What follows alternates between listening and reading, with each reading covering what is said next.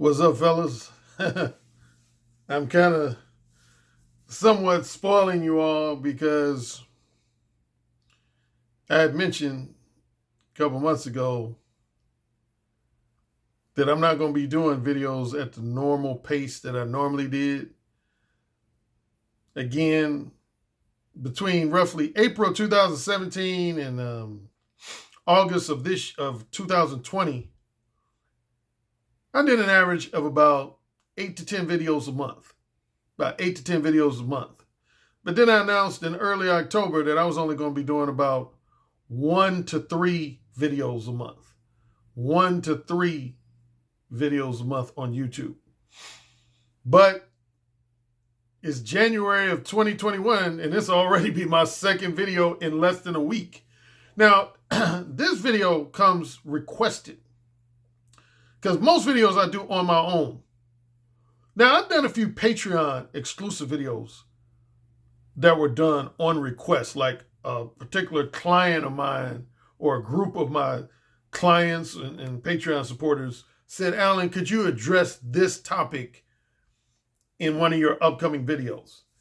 But yeah, the video you're going to listen to today is a video that was recently requested by 2 different clients of mine, Patreon supporters of mine. One has to do with the subject of being a gentleman, and one has to do with the subject of spending money on a woman and whining and dining a woman.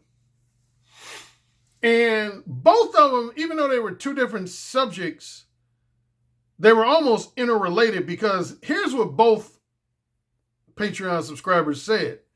They said, and I'm paraphrasing their words, but they basically said, in one way or another, they said, Alan, I understand why you have a lot of haters and critics. I totally understand why you got a lot of guys who hate on your Mode 1 approach, criticize it, challenge the validity of it. But they basically said that, in so many words, they said, you got to understand what you're asking men to do. You're asking men to go against years.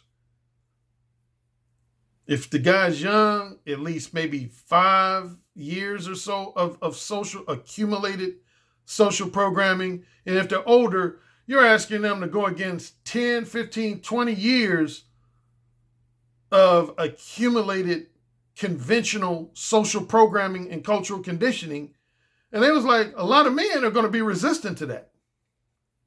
And each of them gave a case in point. Again, one client, his case in point was, he said, Alan, where I find Mode 1 challenging is that I was always taught by my mother and my grandmother to always behave like a gentleman towards women, to behave like a gentleman towards women. And part of being a gentleman was not talking about sex. Was not talking about sex.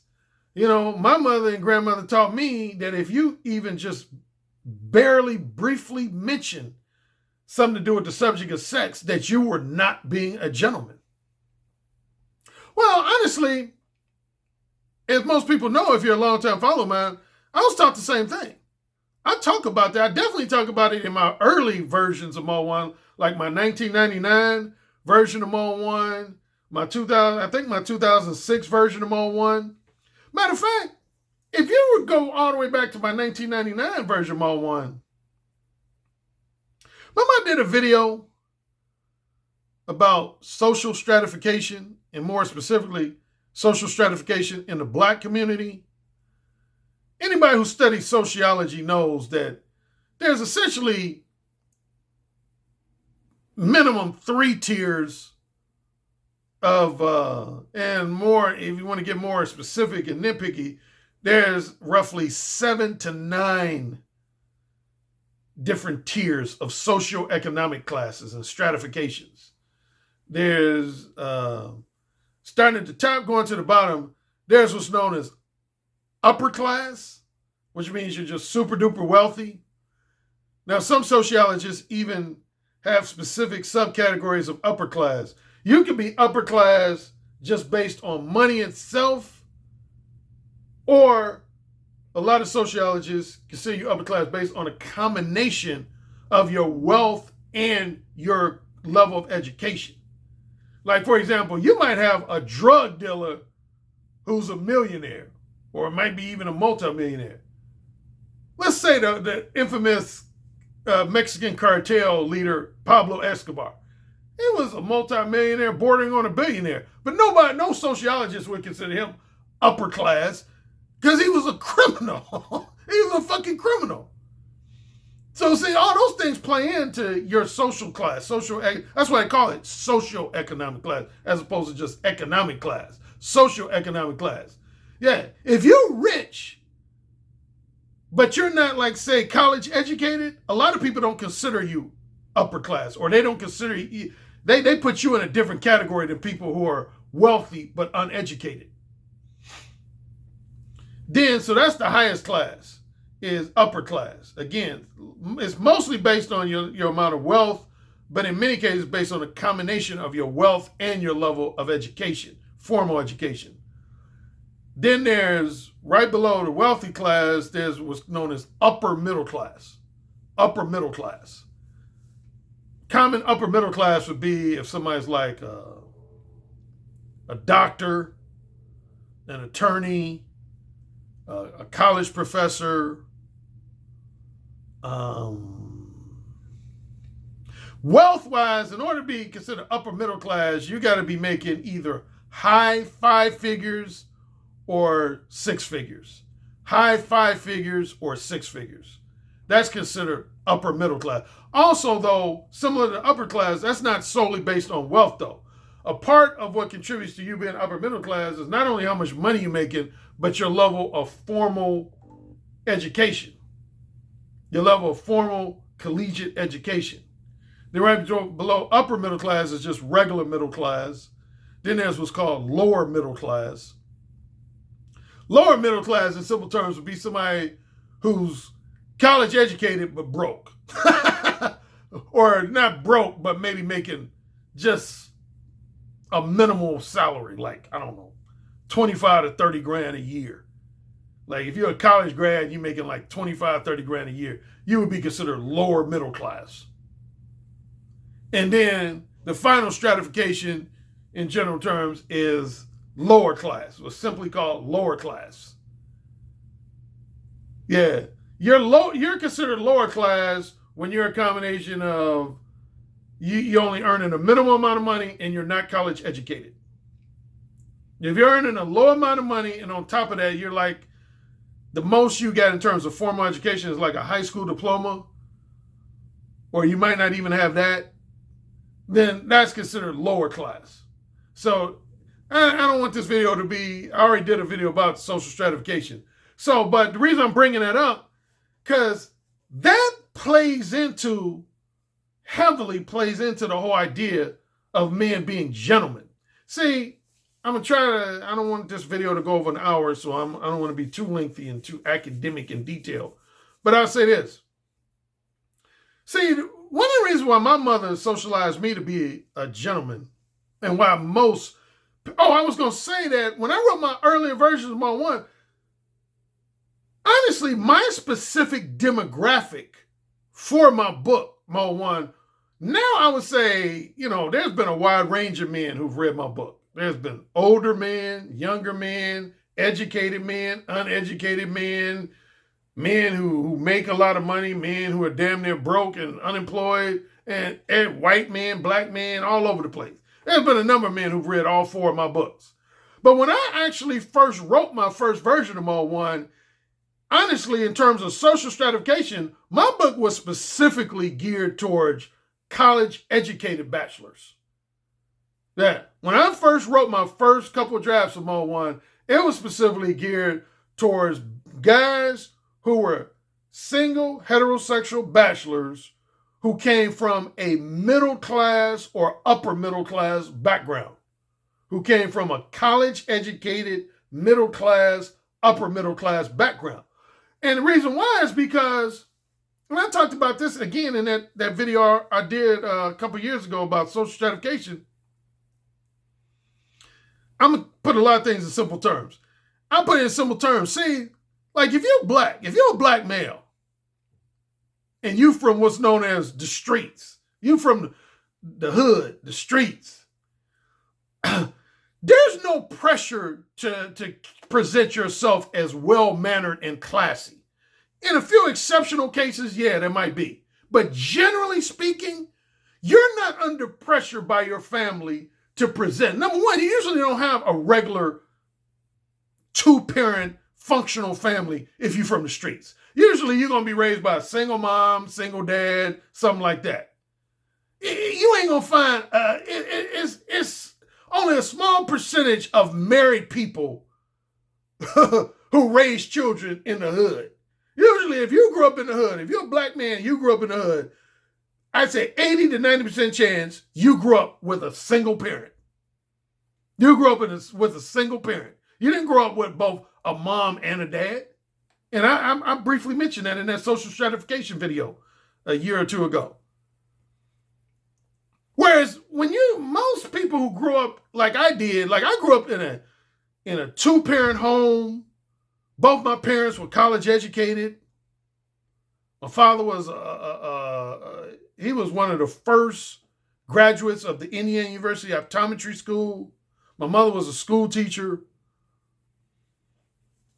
You know, on the side note, if you remember, one of the first times I crossed paths with the black YouTuber named Mumia Obsidian Ali, that was one of the first jabs he took at me. But he later on apologized for it. But he basically said, somewhat paraphrase his words, he essentially said, this was around like late August, early September of 2015. He said, Alan Roger Currie, on the positive end, he basically said, Alan Roger Currie gives some good advice, but he said, I don't think Alan Roger Currie is relatable. He said, I don't think Alan Roger Currie is relatable. He said, for at least a couple reasons. He said, number one, he's really handsome, which was a compliment. He said, Alan Roger Currie is a really handsome dude. So I think he's had success with women more so based on the fact that he's handsome than on the fact that his whole Mo 1 thing. And then secondly, he said he comes from like a middle class, upper middle class, college educated type background. And I don't think most guys from the streets or most guys who have a working class background will be able to relate to him. That's what Mumia Obsidian Ali said back in late August, early September 2015. And, but yeah, man, yeah, but one of the things I touched on in that social stratification video is that, yeah, it's true though, man. When you're from the streets, 9 times out of 10, your mother didn't make a big deal. Again, you're going to have exceptions. So there's probably, I don't want guys coming and saying, well, I grew up in the hood and my mother put a big thing on me to be a gentleman. Yeah, there's always going to be exceptions. But I'm saying, generally speaking, most guys, I speak for myself, most guys I knew that grew up from the hood, they didn't try to carry themselves like a well-mannered gentleman, like a classy gentleman. They just were who they were. And that was both kind of a combination of a good thing and a bad thing. The good thing about a lot of guys I knew from the streets is that they were very real. They were naturally very real and authentic, which is what I propose in my book, Mo 1. But on the bad, you can say the negative end, a lot of them were rough around the edges. They were, without getting into detail, they were rough around the edges. And they wouldn't play well in the bougie circles. They wouldn't play well in the bougie circles. And so anyway, my main point is this. A large part of where that whole idea of being a gentleman, not just with black people, but I'm including non-black people too, where it comes from, see, it doesn't have as much to do with the woman herself per se, as much as it does her parents. See, in old school traditional dating, part of dating was you as the man receiving approval from a woman's mother and father. That was crucial, again, particularly if you were from a middle class or upper middle class background. If you were trying to date a woman from a middle class or upper middle class background, there was no way you were going to date that woman unless she got approval from her mother and father. And I talk about that in more detail in my book, The Beta Male Revolution. Yeah, you wasn't just going to meet no woman at no party and just start dating her because you wanted to date her. She had to know that she could introduce you to her mother and father, and they would give her the stamp of approval. So, particularly when we were talking about in the era where men had more influence in the homes, let's say the latter part of the 19th century and the first half of the 20th century, no woman was going to be allowed to date a guy. If the father said no, you wasn't dating that guy unless you eloped, which I talk about also in the Beta Male Revolution. That was your only other option if your mother and or father didn't approve of the guy you were dating. You could elope and get married. To elope meant you were getting married to someone that your mother and or father didn't approve of. That your mother and or father didn't approve of. Anytime you marry somebody that your mother and or father didn't approve of, that's considered eloping. In today's society, that's almost non-existent. Starting with the mid to late 60s, definitely up until the 21st century, the concept of eloping is almost non-existent. But yeah, man, so that's where being a gentleman comes into play. Over 50% of the emphasis of being a gentleman was not so much to please and impress the woman herself that you wanted to date, but more so to make sure that you were going to get the stamp of approval from that woman's mother and or father. But yeah, my mother starting with middle school. My mother, my aunts, probably my grandma. Yeah, matter of fact, you notice I'm naming women. And that's what this client said. I found it interesting that he said that. He said most of the people in his family who encouraged him to behave like a gentleman towards women were the women in his family. Because honestly, most of the time, men don't do that unless they just straight beta. Honestly, I'm just going to keep it real. The only men who usually make a big deal out of telling their sons to behave like a gentleman are beta male types. Like my father, man, I don't ever remember my father telling me and my son to carry ourselves like gentlemen. Now, that's not to say that he wanted us to carry ourselves like just a straight up asshole or a street thug. He didn't want that either. But he never went out of his way to say, I want you guys to be gentlemen when you're in the company of a woman. But my mother, my aunts, basically all the influential women in my family, they were all about, Alan, I want you to be a gentleman. If you're going on a date with a woman, I want you to behave like a gentleman. And if you've been following me for a while, you're my client, what was my major turning point that I talked about at both when I spoke at the 21 convention in 2017, as well as I highlighted in Verbals and Who Said Again, my book, Who Said Again. Verbal seduction story number 1. When it comes to the whole notion of being a gentleman, a classy, well-mannered gentleman, you can say my first major turning point in that area was verbal seduction story number 1, the infamous triple date that happened in August of 1984. Without getting lengthy in detail, I don't want to rehash the whole story, but that was more than any other singular moment. That was the moment where I basically said, fuck trying to be a gentleman. Fuck that. Particularly when it comes to casual sex. Now, I'll admit, when it comes to dealing with women that I look at as a long-term girlfriend or a future wife, I would say I still, to a large degree, maintain a lot of my gentlemanly qualities. But when I'm just looking to fuck, oh man, I'm like, fuck that gentleman shit. Again, I want to clarify though, that doesn't mean that I encourage my male clients to just be like just a straight up asshole or a jerk with women. That would be mode 4. That wouldn't be mode 1. That would be more mode 4.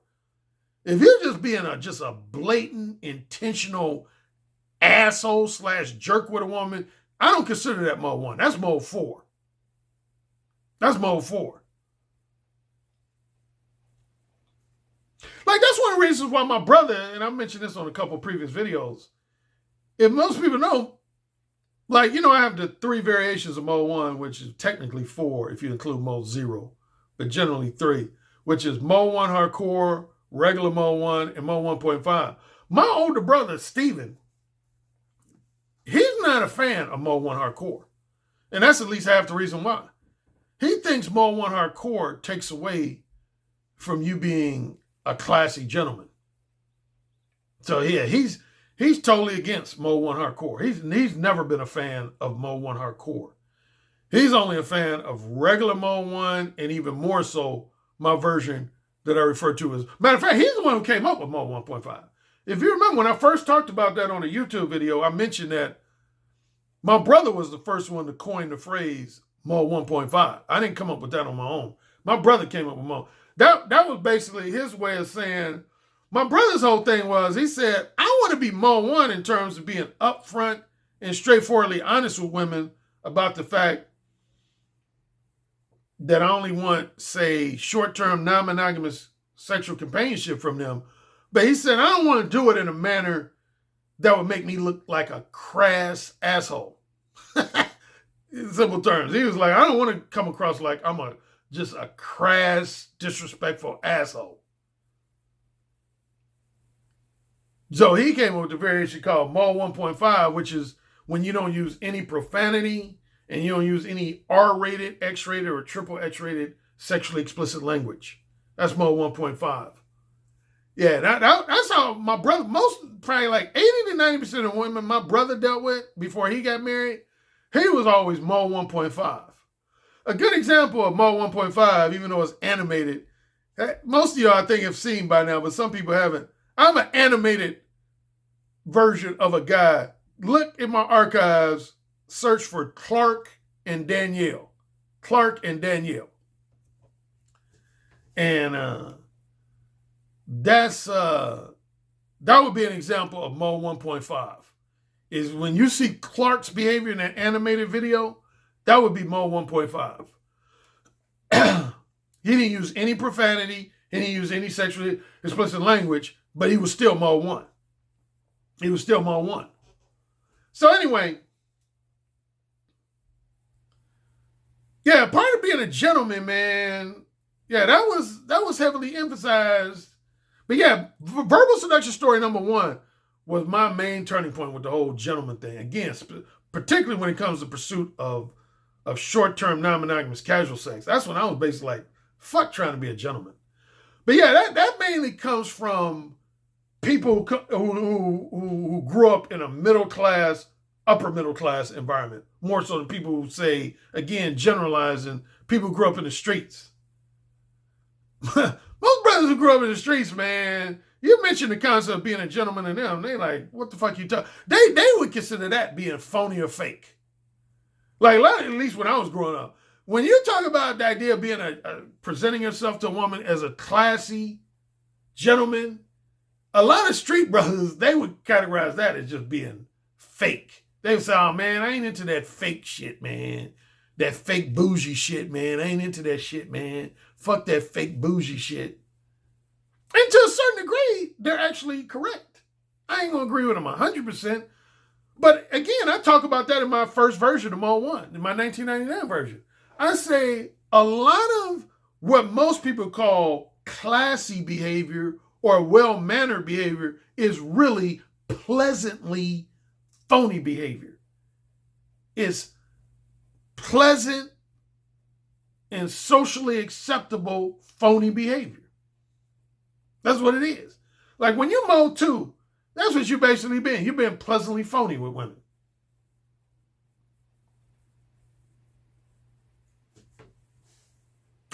And see, now I'm going to segue to the second client. I had a conversation with the second client just as recent as earlier today.